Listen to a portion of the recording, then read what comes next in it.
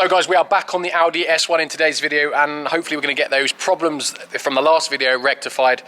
So if you haven't seen the previous S1 video, go click in the top right hand corner guys and go and watch that and then report back to this video. So a quick update of where we're up to. And yes, you can see the Caravelle is back from the body shop. There will be a video on that soon. We are actually going on another mini break, couple of days, not far away, but I thought it'd be a great test for the Caravelle. So that video will be coming up in the next sort of 10 days or so. So a quick update on the S1. We left it with the gear linkage problem with the gearbox, couldn't get it into gear after I broke it. And also there was a surging noise from the engine when it warmed up. It kept raising and lowering the revs. And I found there was a banjo bolt broken for the oil management system, so we needed to rectify that. So that's pretty much up to date, and obviously, you know, the damage that I repaired, it will be going to the body shop straight after this video to get that done, so that will be then all sorted as well. So I have done a little bit of work off camera, nothing major, but I shall show you if we just hop in. I might actually move the car because I picked up my my dream car from Copart the other day, and it sat on the trailer just to my left here, so I don't want to accidentally get that in shot. So I have managed to adjust the cables a little bit, so let's just get it into the workshop and carry on from there.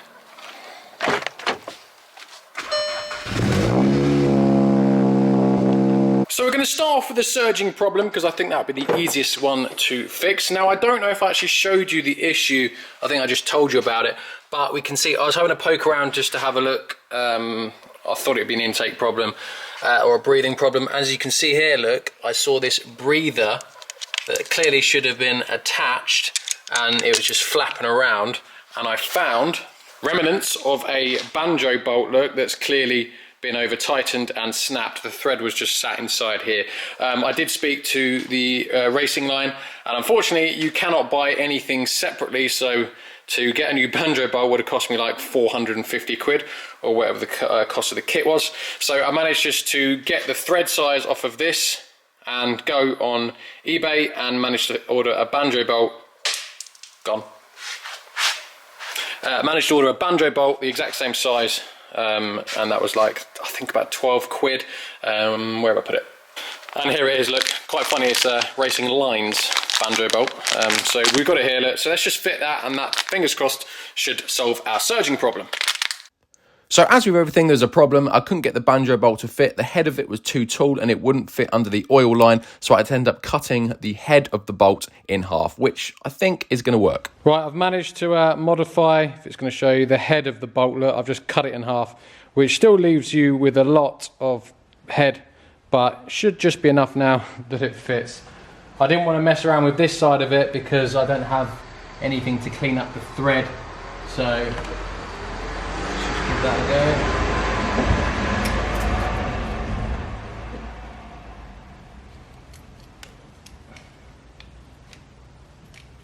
go. Brilliant. Beautiful. That worked a treat. Lovely job. Right, fingers crossed that has solved our surging. Let's just give it a start. Beautiful.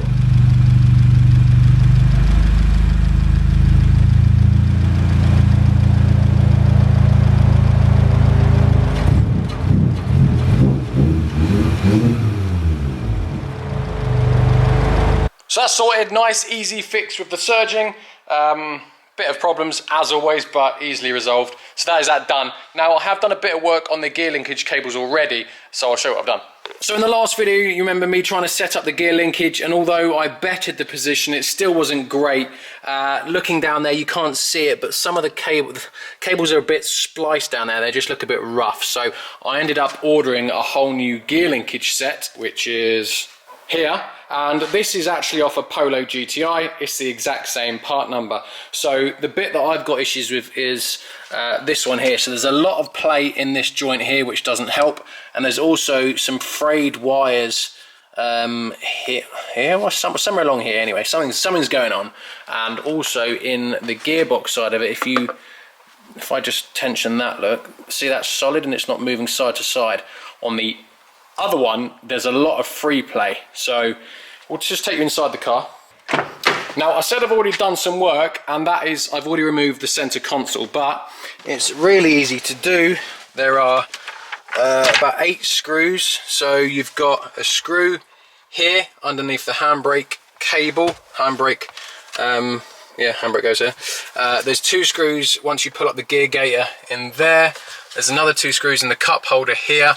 There's another 1 screw down there, and then there's also a screw in the rear here, look, when you remove this little plastic mat thing, and then the whole thing literally just pulls up and bends out. You have to it sits behind the heat control panel. You can see the cutout for it, look. So you kind of have to just bend it out and remove the plug for the cigarette lighter. So it's really easy. It would take you about 10 minutes if you knew where everything was and wasn't doing it for the first time. So here is the gear linkage, and you can see the bolts for it here and here. Now unfortunately it looks like I've got to drop it from underneath the car, and that would be probably nice and easy if I didn't have a prop shaft, but as I do, I don't know how much of an arse this job's going to be. So let's get it onto the ramp, up into the air, and pray that it's going to be fairly straightforward.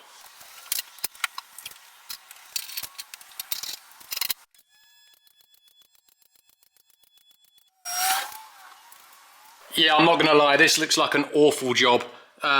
So we have, so the gear linkage cables and box are above all of this. So above the exhaust, above the heat shield, above the prop shaft, and above the other heat shield.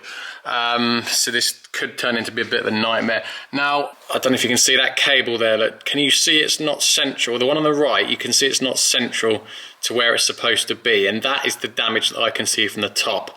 And that is what I believe is the issue. So yeah, I'm just gonna have to remove all this. So I'm gonna take the exhaust off there, drop that down. I think the prop just slots in this side.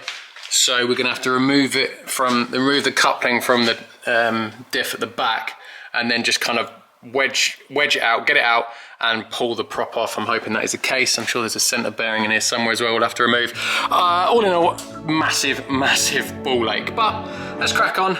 We love it.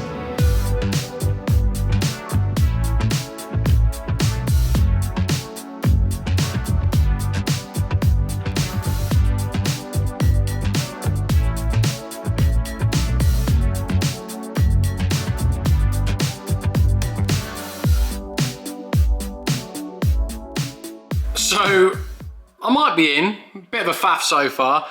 So this exhaust was actually welded or tack welded on here, as well as bolted on with a clamp. So that was a bit of a pain. Really hard to get off. I've been hammering it away, and it's moved like, what, 6 mil. So I've just rested it on an axle stand. I've dropped the center coupling down for the prop and managed to prise out both heat shields back there, which then exposes our gear linkage box here, look. So I've now got to go up into the car, remove the 4 bolts, and am I gonna have enough room to drop that down out of there? I don't know, but obviously I'm gonna give it a go.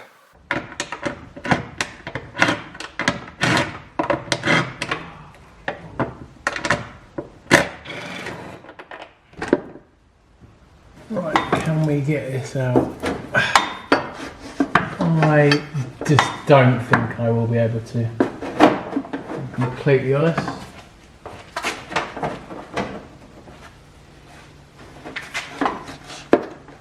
Nah, it's just not going to happen, is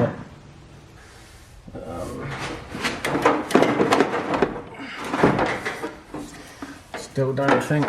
Oh my god. Oh, that'll do it. That'll do it. The whole thing just falls off. Let's get the heat shields out of the way. Just get the rest going and just hold the prop. There you go.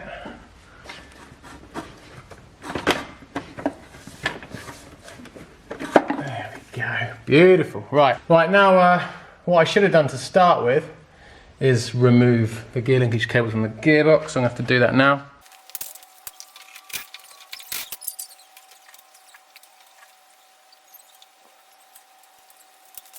So we've got both gear linkages now side by side. First thing I did was check the part numbers, and they are identical, even down to the last letter, which is usually supersessions and just variants.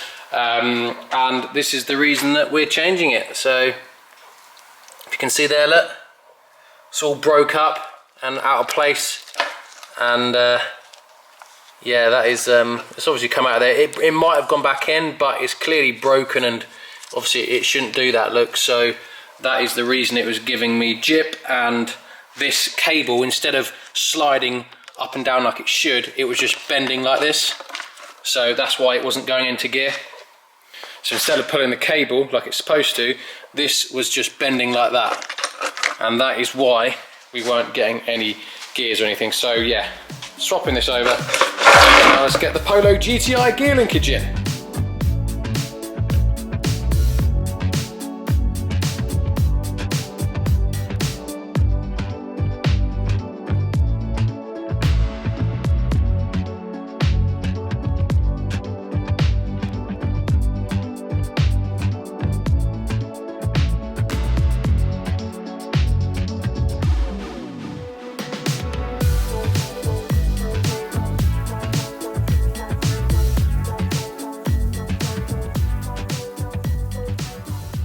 So that's the S1 back on the ground, and I have just set up the gear linkages exactly the same as I tried to do before we replaced the cables. So it's all set up, but this time I've gone the whole hog, and obviously let me just jump in.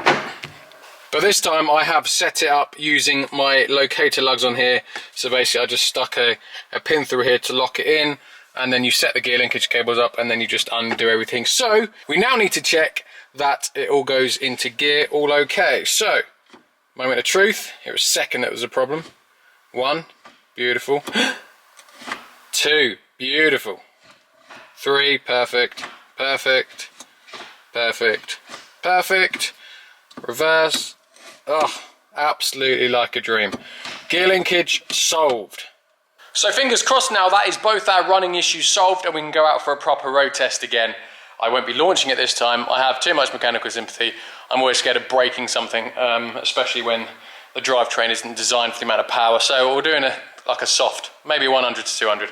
So everything underneath I put loosely on just in case it didn't work what I was doing. So I'm going to go ahead now and put all that back together, put the exhaust back on properly, and we'll get it back on the ground. I'll stick the airbags back up. Airbags? I can't talk sometimes. The airbox back on, and yeah, we'll go for that road test.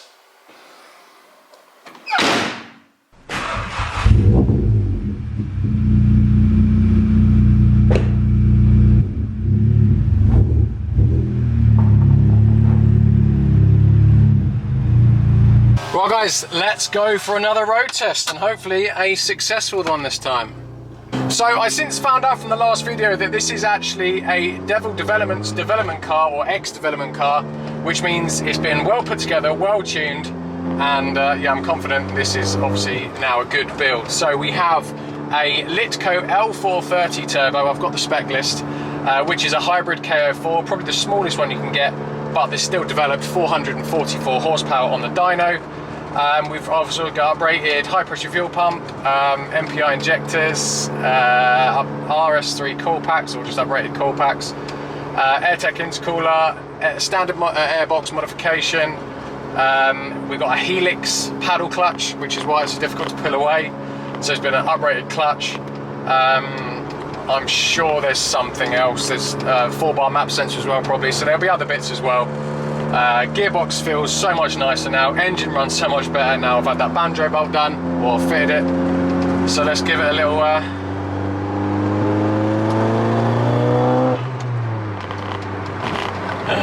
Oh, this is hilarious. Right, let me just drop to third for a bit of bounce.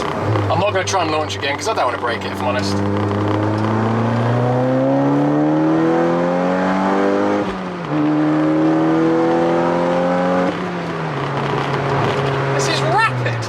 This is so funny. That's a great little car. Right, I'm going to try a soft launch. I don't want to gun it in first because I've got too much mechanical sympathy. I don't want to just rev it out, redline it and dump the clutch. I'm scared I'm just going to snap every drive shaft I have. So I'm going to do a soft launch and see what we can get. Alright, ready?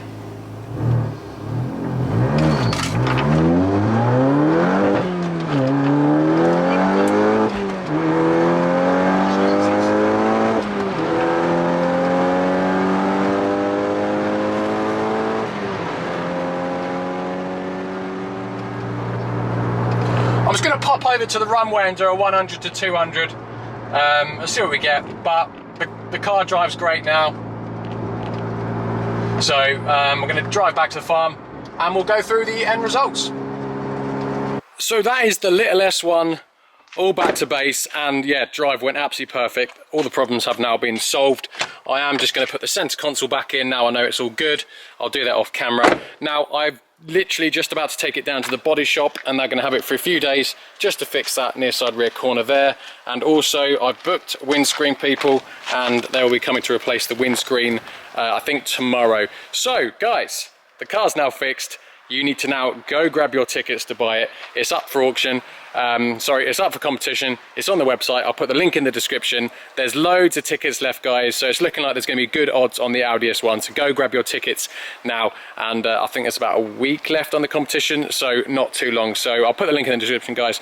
Go grab some tickets for this little pocket rocket. Now, I did take my draggy with me and I popped over to the airfield and I did a 100 to 200. Now I'm going to talk you through the figures because it's interesting comparing it to the 8Y RS3 that I had briefly. So I did a 100 to 200 to that. I did it in 9.74 or 9.75 seconds.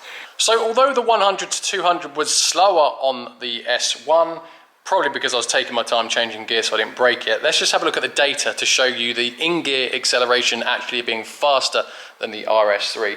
So I'll put them up now and show you so we can see that the S1 did a 10.19, 100 200, and the RS3 did a 9.75.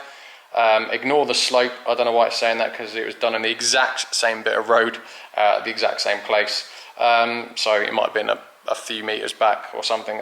But anyway, if we have a look, we can see that the 100 to 120 miles an hour in the S1 was done in 1.17 seconds compared to 1.3 in the RS3. So it's a tenth quicker doing 100 to 120, and that's the in-gear. And then we ignore the bits where we change gear. And if we have a look at 150 to 180, the RS3 did it in 3.25 seconds, whereas the S1 did it in 2.88 seconds. So nearly half a second quicker doing 150 to 180. So that just goes to show you like the in-gear acceleration, how much quicker it actually is. But because it's manual and my slow gear changing, it ended up being slower. So a little bit of nerdy stats there for you. So that is the S1, guys. Thank you very much for watching. And the next video will be on the Caravelle, and we'll get my wife's reactions. Cheers, guys.